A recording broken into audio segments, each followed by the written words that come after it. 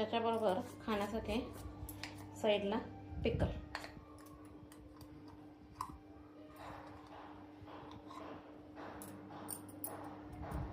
Millets आरोग्यासाठी चांगलं आहे, पण काहीतरी करून खाल्लं तर टेस्ट येते. साधा भात केला तर टेस्ट येत नाही. म्हणून मी आज समर स्पेशल मिलेट्स कट राईस केले. माझी रेसिपी आवडली तर लाईक शेअर सबस्क्राईब. आता कुकर चांगला गार झाला. हां, भात असा राड शिजला गेला पाहिजे, तरच कट राईस करायला चांगला होता. मूग पण शिजले गेले, तर मुगाची उसळ पण टाकते. भात पूर्ण गार होऊ दे, मग त्याच्यात फोडणी किंवा काय काय व्हेजिटेबल्स घालायचे ते करणार आहे. पहिल्यांदा गार करायला ठेवणार. जिरे,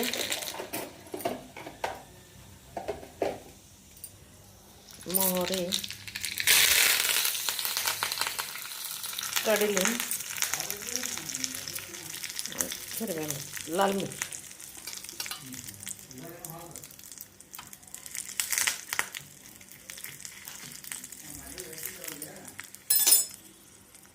आता भात गार आहे. लेफ्ट ओव्हर राईस रात्रीचा असला तरी चालतो, मिलेट्स असला तरी चालतं. भात पूर्ण गार असायला पाहिजे. आता ह्याच्यात carrot, cucumber, onion, green chilli, कोथिंबीर.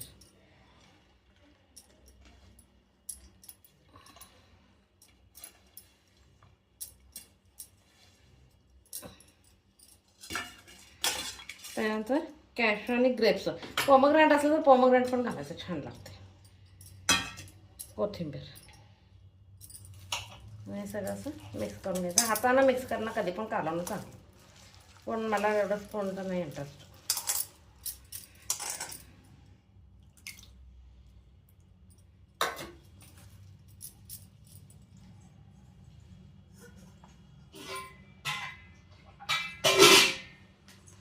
कसं आहे, ह्याच्यात थोडंसं तरी पाणी घालायला लागतं, कारण दही एकदम घट्ट असते. त्यामुळे थोडंसं पाणी घालून हे करायचं.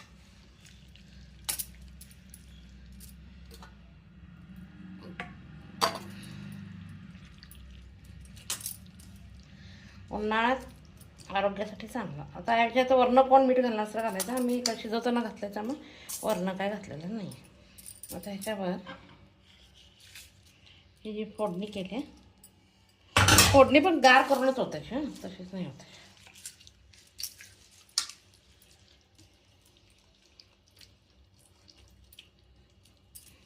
थोडीशी कोथिंबीर घालायची.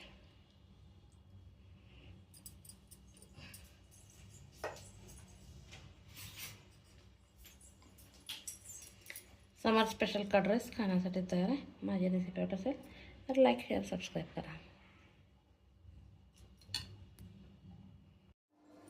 आता भात शिजून एकदम मऊ राट झालेला आहे. काकडी, गाजर, कॅशू, ग्रेप्स, कोथिंबीर आणि हिरवी मिरची आणि कांदा सगळं एकदा बारीक चिरून घ्यायचं.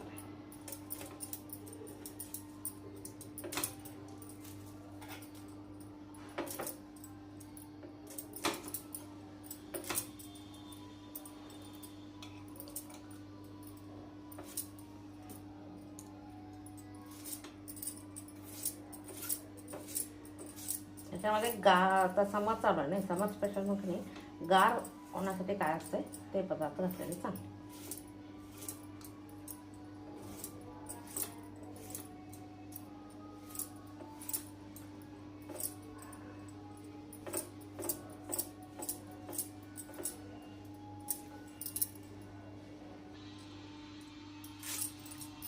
गाजर किसून घेतलं तर चालतं, चिरून घेतलं तर चालतं. मी चिरून घेतलं.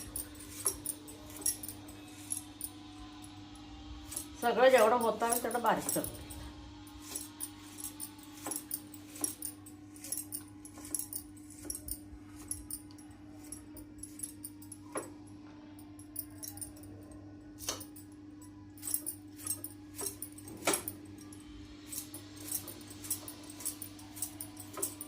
ग्रेप्स पण काय करायचे, अर्धे करून घ्यायचे.